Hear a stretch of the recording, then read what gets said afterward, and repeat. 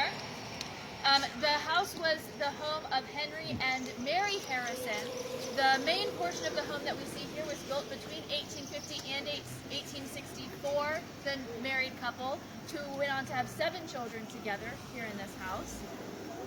Now, in 1862, in September of 1862, when the Army is coming back through town, it includes one very notable individual, and that is, of course, General Lee.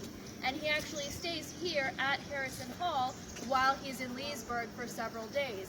Now, it's likely that he would have stayed at Harrison Hall anyways because they're prominent citizens and secessionists, but it also just so happens that Henry's first wife, Jane Elizabeth, was a Lee by birth, and so there is a familial connection there. And to tell us a little bit more about the Harrisons and about Lee's visit here, we actually had a first-hand account written by one of the little Harrison girls who lived here during that time.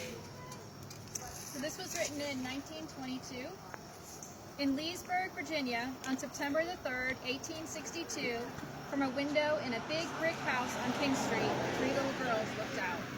An ambulance stopped by a granite stepping stone, and a soldierly figure with both wrists in slits walked up the long box-bordered brick path and was welcomed. The soldier was General Lee, and the little girls were the daughters of Mr. Henry Harrison, Maria and Alice and Daisy.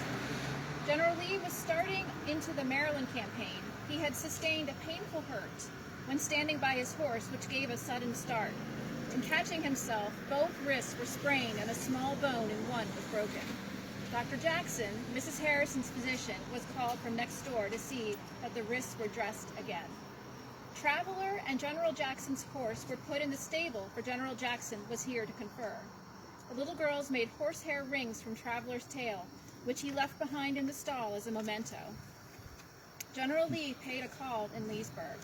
This visit was to Mr. John Janney, who was president of the Secession Convention of Virginia. It was he who made the speech presenting the sword when General Lee was made commander of the armies of Virginia. He was escorted to Mr. Janney's house on Cornwall Street by the little girls, Alice and Maria. They remember meeting a soldier who did not recognize him and sidled up and asked him the distance to White's Ferry. General Lee replied kindly, "It makes no difference to you, my man. Keep up with your regiment." Colonel Walter Taylor was present as one of General Lee's staff officers, and Mr. Kenzie Stewart and General Chilton and Colonel Charles Marshall, who had just written the life of Lee that General Maurice, the British general, finished. General Fitzhugh Lee and General Rooney Lee were here. General Lee's son, Bob, came in to see his father, one of the very few times he saw his father during the war. Father and son talked together in the northeast corner of the library. General Lee with his hand on his son's knee and Bob with his arm at the back of his father's chair. The little girls wondered why General Lee let his son remain a private. A guard was kept at Harrison Hall and a flag at the gate. General Lee occupied the room over the dining room. Mr. Stewart had prayers in the morning and asked, "Where is General Lee?" He sat, book in hand, waiting, and after a little time, General Lee came and sat on the sofa.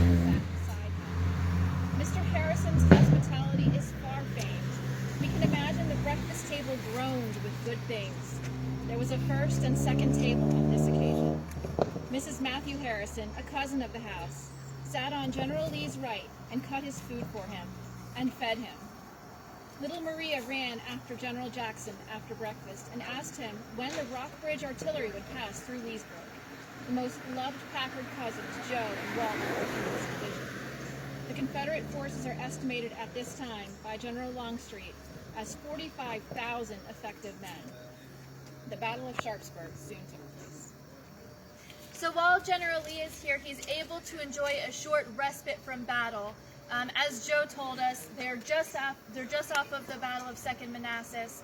We do have wounded and dying men being brought into town, and of course Lee himself is brought in an ambulance, not the victorious general image that we would usually imagine.